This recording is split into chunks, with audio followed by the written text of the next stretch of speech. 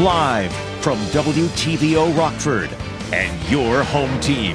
Eyewitness News at 5 starts now. Detectives solve a cold case. There's been an arrest 5 years after a pregnant Rockford mother and her children are killed in their home. There's only a finite number of resources, healthcare resources in Region 1, and they're quickly becoming exhausted. Local doctors share a dire warning as the number of COVID cases continues to rise. And meet a local Santa spreading holiday cheer. He explains his passion for making sure families have gifts for Christmas Day.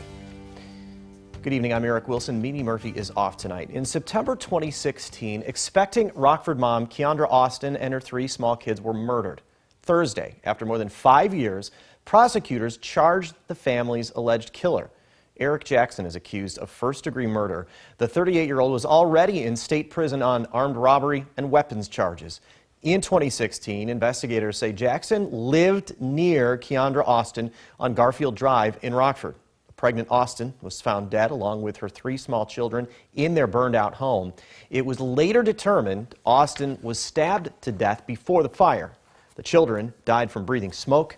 Jackson is being held on a $5 million bond. Rockford police also make an arrest in the killing of a 16-year-old teenager from Milwaukee. 21-year-old Christopher Stuckey is charged with first-degree murder. In June 2020, officers found the teen victim on Blaisdell Street near Talcott. The boy had been shot multiple times. He was taken to the hospital. That's where he died. Stuckey's already being held in the Winnebago County Jail on unrelated weapon charges. In Cherry Valley, police arrest a woman they say stole thousands of dollars from a local nonprofit.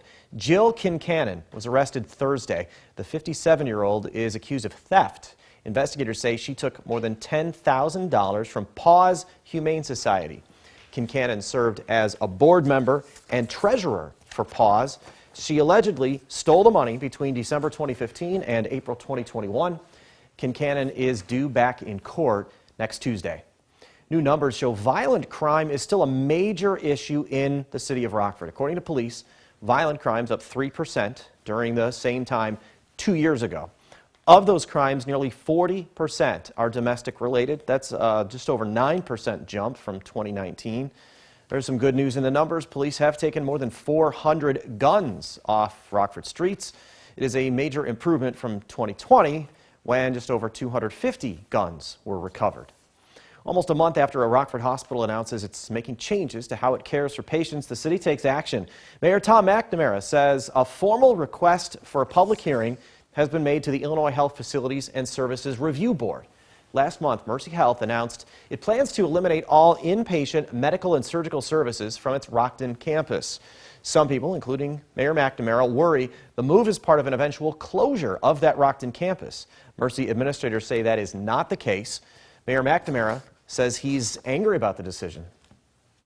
The care is needed over on the west side. It's really deplorable to think that CEO and a board seeing the need for such services would knowingly remove those services from a community in such great need. That public hearing is expected to take place in January. The latest surge of COVID-19 in Illinois shows no signs of slowing. More than 59,000 new cases have been confirmed in the last week. That's up nearly 10,000 from just 7 days ago. More people are dying, too. 316 deaths. As of Thursday, an average of 269 patients are being treated in our area, Region 1 hospitals. Doctors say they're getting stretched thin.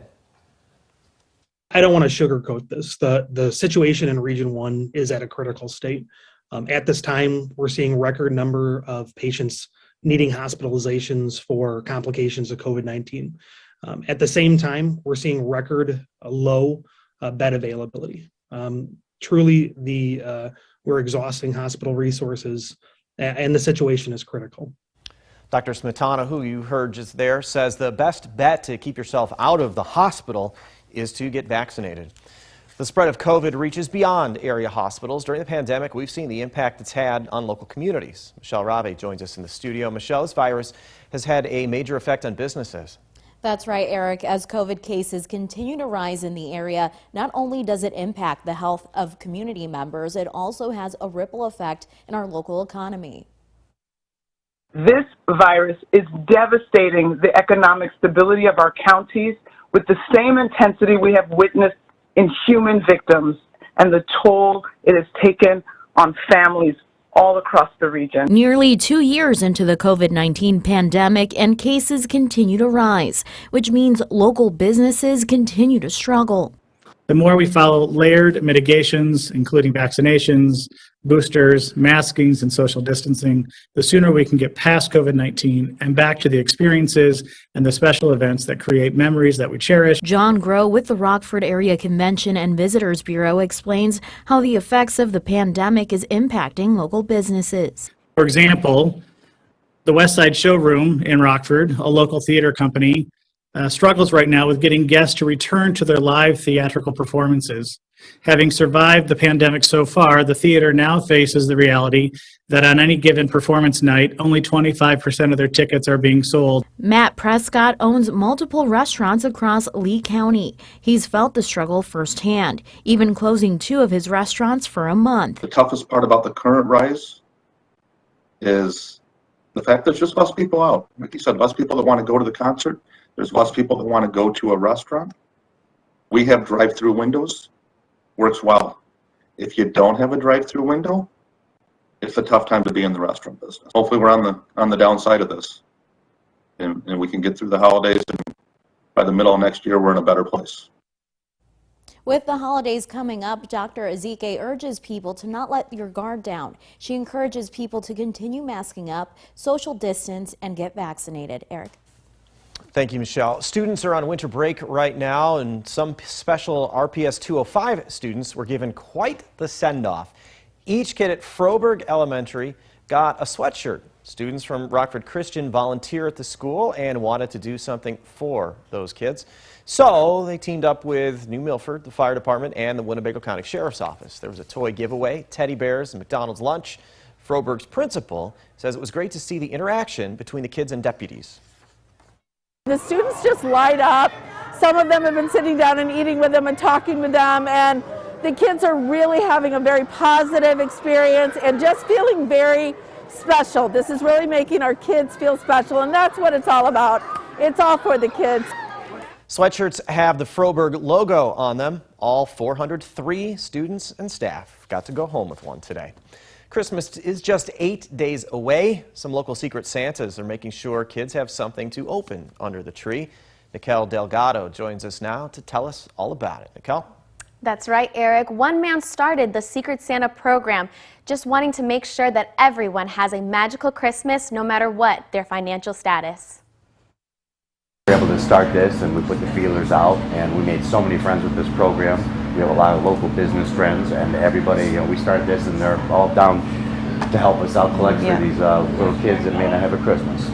Jay Lagerman always knew he wanted to help others, and for the last 9 years, he's been doing just that. It's the most incredible feeling when we're able to help some of these families out. Jay and his team of elves are the Belvidere Popular Grove Secret Santa. They collect toys for children, teens, and much-needed essentials for local families who may need a little help this time of year. When you deliver that package of stuff and you're bringing their whole Christmas to them, some of these people don't have anything. Being a part of that is an unbelievable experience. This year, they will be surprising 35 families with a bag full of Christmas gifts. This is head elf Brittany Bowers' first year with the program, and she tells me she's been enjoying every minute of it. It's really cram-packed, but I love it.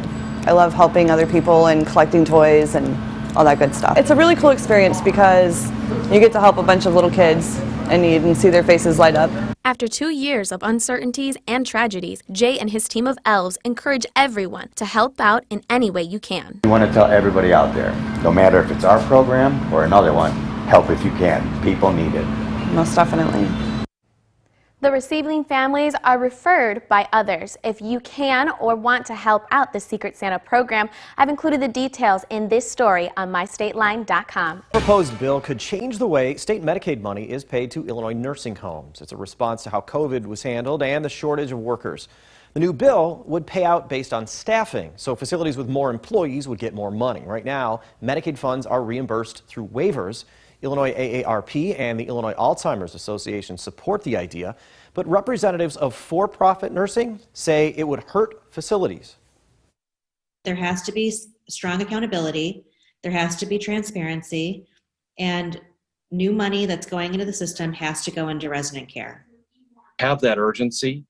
We want to get this done as much as the state does. But what's also critical is that we get it done right. If we don't, it could actually have the opposite effect. Both sides say they want to see a deal get done early next year. Governor J.B. Pritzker signs a bill that will eliminate what many people consider the last anti-abortion law in Illinois. The General Assembly signed off on repeal of the Parental Notification Act back in October. The 1995 bill required doctors to give a parent 48 hours notice before performing that procedure on a girl younger than 18. Debate of the issue was intense between pro-choice and pro-life advocates. That change goes into effect in 2024. Now, your first warned weather forecast from meteorologist Jordan Wolf. Well, we had another very nice day here in Rockford, and the clouds have started to move in here. We can see that on our satellite and radar here. If we zoom out a little bit, we see this is associated with just a little bit larger of a system here to our south. We're going to get a little bit of a chance for some wintry precipitation into the night tonight. I'll bring you a couple details here about that in just a minute. Right here in Rockford, it's a little bit of a calm night here, a little bit cooler. This is our Mercyhealth SkyTrack cam here in downtown. Underneath that, temperatures sitting a little bit in the mid-30s and low 30s. Rockford here still a little bit on the warm side, 37, just a degree cooler than our high temperature. In Monroe, we've already dropped below 30 degrees there. We're sitting at 29. Here's our Weather Watcher update from Ben in South Beloit. He reported a temperature of 34 degrees and a dew point of 19. So it's a little bit on the dry side as well as we head on into this evening. Cooler and drier conditions. Temperatures through the night tonight are going to drop near 30-degree mark across much of our area. We will only get up into the mid-30s once again tomorrow, near 36 for our high temperature there. The rest of the evening into Sunday morning, that's when we drop off just a little bit more. We could see some of our areas reaching down into the teens for a low like we had this previous morning. A little bit cooler temperatures there as we head into the morning on Sunday. Now here's our futurecast, that wintry precipitation, as I was mentioning before. Most of that's going to stay to our south, but we could have some of those beginning to work their way into the viewing area. That's around 10 p.m. tonight. I think the peak of that will be sometime earlier in the morning. Now, Futurecast here is detecting all of these to be snow showers, but some of the other models that I've been looking at have shown some hints of freezing drizzle as well. So just take a little bit of an extra time for your commute tomorrow because we could see some slicker conditions as we head into the morning. Then we'll clear out as we get into the afternoon and evening there on Saturday and into the day Sunday. We'll see pretty clear conditions and sunny conditions into Sunday afternoon. Now, here's our jet stream. This is the trough that is bringing us this wintry precipitation, this system through the day today and into tomorrow morning. And as that progresses, it's a pretty weak trough as it reaches us, but then as it pushes to the back end, we see a lot more of a zonal flow or a left to right. So that's going to keep our temperatures pretty close to average or normal for this time of year. But looking beyond this week into next week, this is from December 23rd through the 27th. Here's the state line there. Have a pretty good chance of seeing some of our days have above average temperatures. So our chances for a white Christmas kind of a little bit flip-flopping here as we head on into this week. Tonight, we could see those few flurries or freezing drizzle through the night into the tonight. Temperatures near 30-degree mark. Tomorrow, we'll get a little bit warmer into the mid-30s with mostly cloudy skies and a cooler breeze with clouds decreasing as we head into the evening. Now, if we look at our 7-day forecast, we really don't see a whole lot of changes.